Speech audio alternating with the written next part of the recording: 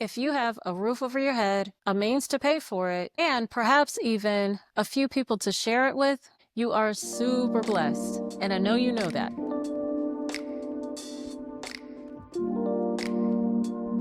So I'm not telling you anything you don't know. But how many of you also know that at some stage of life, if you just keep on living, as the old folks would say, if you just keep on living, at some point, one, if not all of those things can either come under attack, under threat, or just have a more generalized version of screwiness associated with it. I'm talking about at work, you get a new boss and he's a micromanager, or you lose a big client and now that threatens your revenue stream. So these things can happen to any or all of us, and probably will happen at some stage. But if you're the type of person who is highly motivated, highly driven, accomplished even, and wants to continue to grow, then you'll probably do everything in your power to get back on the right track as quickly as possible. For those of us who are that motivated, that driven, we have a tendency to pour everything we have into our work. And may I venture to say that that can eventually become problematic. I'm sure you've heard people use the term burnout. You may even have experienced it yourself. But that's where I strongly recommend that everybody, especially every highly motivated, exceptional woman, have a hobby. And not just any type of hobby. I strongly recommend that everybody have a hobby that takes them outdoors, forces them to actually perform some level of movement, but also involves some level of community. And for me, that hobby is tennis. Everybody experiences struggles, but when you go to the tennis court, the reality is nobody cares. People do care about you personally, but they don't care what you've got going on the other side. You could be stressed out and having a bad day, and they're just going to say, here, hit some balls, let's go. They're going to offer you the opportunity to not only forget about it, it's not just about escaping your life, but rather it's about channeling the energy and the pain and the struggle into a form where you can really let it all go. Sometimes we have these stresses built up inside of us, and when you go to the tennis court and you start swinging, it gives you the opportunity to release. The exertion of that energy forces you to breathe. It forces you to cleanse. It makes your blood flow, rather than going back home, moping, thinking about it,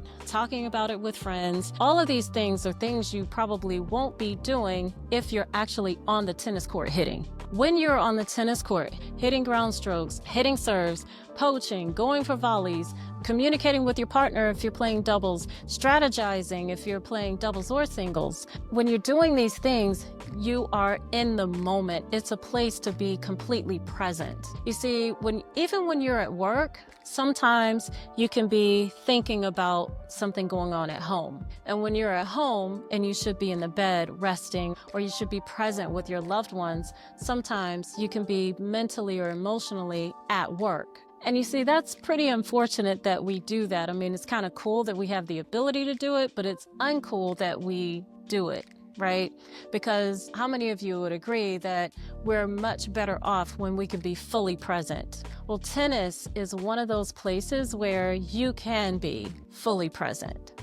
So my name is Shay, and I created Court Possible because I needed what I describe as a third space. It's neither work nor home, but it's a space that I can own all by myself. When I come to the tennis court, I come the way I desire to, meaning I show up embodying the spirit of a person who desires to be there. Sometimes when I'm at work, I'm liable to not always be myself. I don't know if you can relate to that, but sometimes you feel like you have to protect yourself in a certain way because you don't always feel safe and comfortable being your whole self in those situations or in that work environment. Same thing goes at home. Sometimes relationships can be a little bit strained, and so we tend to hold back the fullness of who we are. But tennis is amazing because when you go on that tennis court, you go dressed exactly how you feel or exactly how you want to. You can dress up and look nice, or you can dress down and be completely casual. It doesn't matter.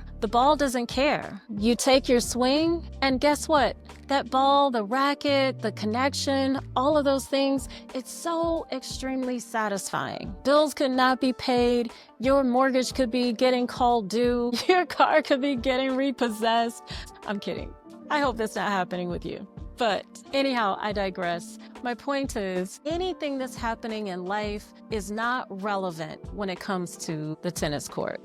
Okay, so my strong recommendation to you is that you tap in with this community. I'm creating a community of like-minded women who are driven, motivated, ambitious on and off the court, but also have certain common traits, such as we want to be respected, we want to be appreciated, we want to express ourselves fully, we want to truly find ourselves, we want to find our style, we want to be able to be who we are in every area of life, whether we're on the court, off the court, in the boardroom, or on the baseline. We want to be 100% ourselves. So I invite you, if you're hearing my voice right now, I'm delighted that you're here. I've left a link in the description.